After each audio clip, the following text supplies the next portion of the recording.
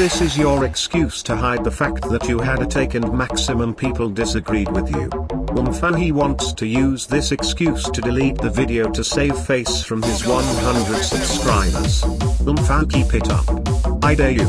See how many people dislike this shit and like it. AOTnoRequiem explained all the plot holes left in canon by your goddess Ayama. He got money hungry and wanted a piece of the pie from every OT sequel ever made in the future. Projects he wouldn't have to write himself. Y'all can't digest that you got trolled by your fave mangaka, so you choose to save face by acting like the ending was some realistic, philosophical BS. Admit it, homie. Do you know how many times Because I Was Born Into This World was reused? Do you know how many times Levi said make a choice on fan? Do you know how many times Tadaki and Freedom were reused? By your logic, Isayama has shitty writing just like the person above you said. Fan also don't get started on Ere being reused. You're mad cause your golden boy Isayama didn't do as good. Apart from the Chaderin part you're mad the story actually comes full circle unlike canon. Your homie Isayama got money hungry and wanted Oat to be the next Gundam. After the manga finale, many fans around the world voiced great disappointed and concern when such deep and relatable issues were not properly addressed. In the canon ending, these serious and complex themes, character development, and world building were forgotten or reduced to romance and some comedic scenes which goes against the established darker and more serious tone of the series. Hence the mission of AOTnoRequiem is to give those who were unsatisfied with the ending, who grew up with series and held it close to their hearts, a proper closure and also a fitting and satisfactory conclusion to what we all believed was a modern masterpiece.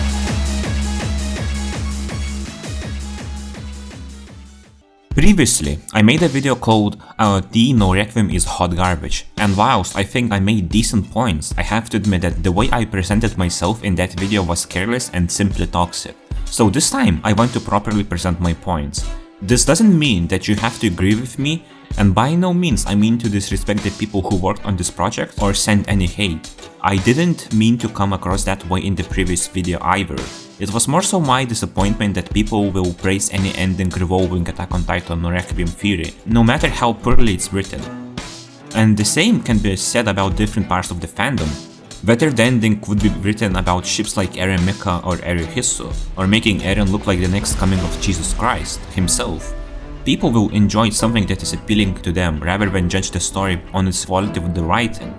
And this fanfiction is not your everyday fanfiction. Most fanfictions stay barely even known and they're not meant to be seen as rewriting the story in order to fix it. The advertisement here was basically just that. Even some lines in the fanfic clearly showcased how they're trying to show that Eren will not turn into an incel, but by that they're circle jerking his character, which is a massive issue. Finally, now that I presented my thought process behind the purpose of the previous video, I'd like to present my points in depth. And with that said, before analyzing the issues of the fanfic, I firstly should explain what Requiem Fury even is and why people really like it. To summarize it shortly, the appeal of Requiem Fury is that Eren is showcased as a vulnerable individual struggling to fight what is right and wrong. He's willing to make a huge sacrifice which affects him personally as an individual, and that sacrifice means he's abandoning his own happiness to keep fighting further.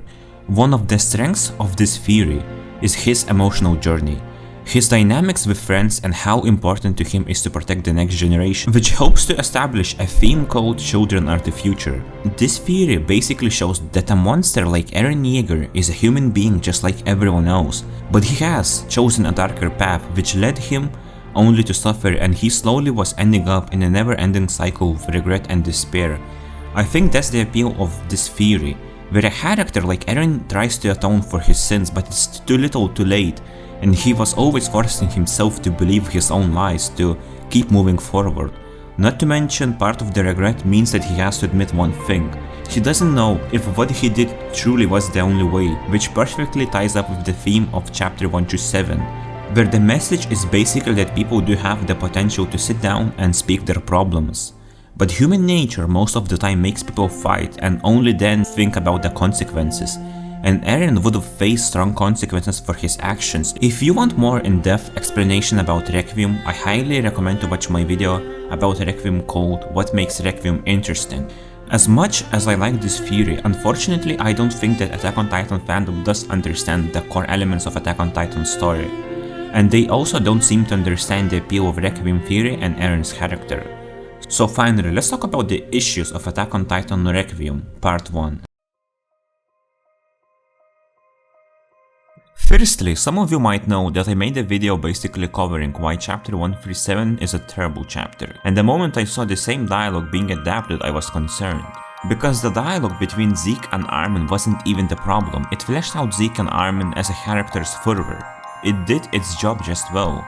What the fanfic did is that they removed Zeke's Doomer-like personality type and his emotional side. They made him and Armin to be calculative people and nothing else. Because if you look into Zeke and Armin, they both share similarities when it comes to be emotional.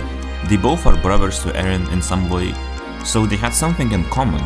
But they wasted time on pointless exposition dump that was done better in original manga anyway. This dialogue of Zeke and Armin just felt like recap, and Zeke's ideology was more nuanced in the original chapter. He was claiming that the purpose of life is to multiply, which hopes to showcase natalism theme where Zeke is against Eldians being alive. It made more sense in the original chapter. In fanfic version, Zeke was basically just a robotic cold person who lost all of his emotions and just described that everything they're going to do is pointless. Which is a strange thing to see considering that the last words Grisha gave to him were to stop Eren, and this fanfic ignores all of this. Basically, this dialogue is worse version of the original, and it only serves as pure introduction for the fanfic. Not to mention how they try to justify Eren with this dialogue. And another issue is that this dialogue made the same mistakes as Isayama did. Basically, people forgot that Zeke's motivation in chapter 113 to kill himself came from the fact that he had precious memories. So it was strange to see this dialogue in chapter 137, but in the original at least it makes sense, even if the execution could have been slightly different. Here, in this fanfic, their dialogue serves no purpose other than exposition dump. They don't share dynamics or anything else, it doesn't even fit in, because there's no reason for them to talk there. They should have changed that part to begin with.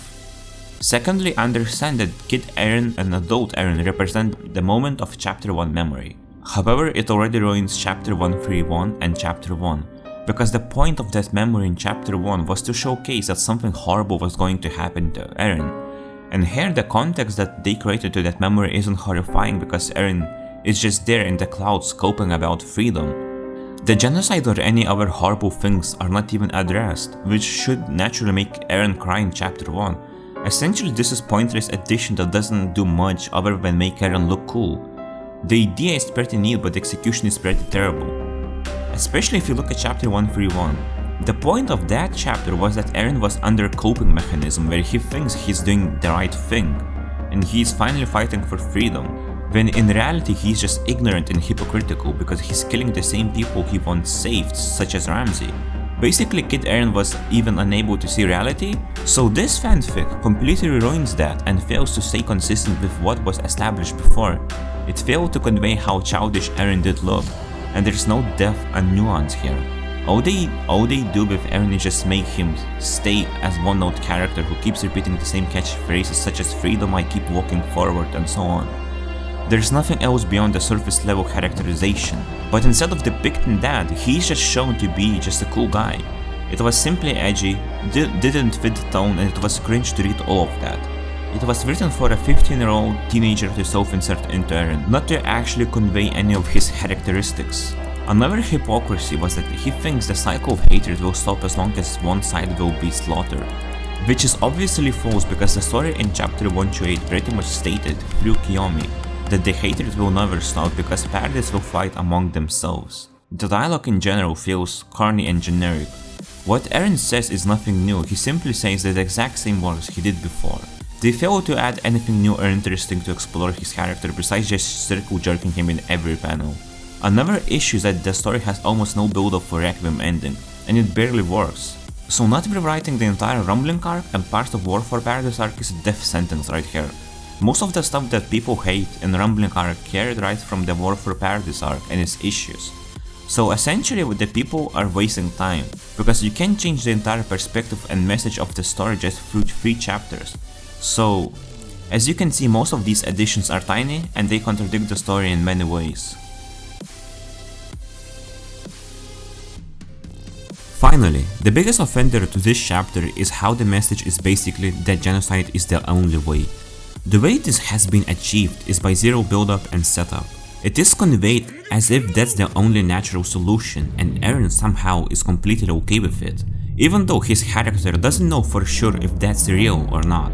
That was the point before chapter 137. Now here, the writers have decided that if they will show extremely contrived idea of Eren seeing the future memories, it will give them easy way to write genocide route. They didn't put much effort into this, and the explanation is pretty simple. Genocide is just the only way.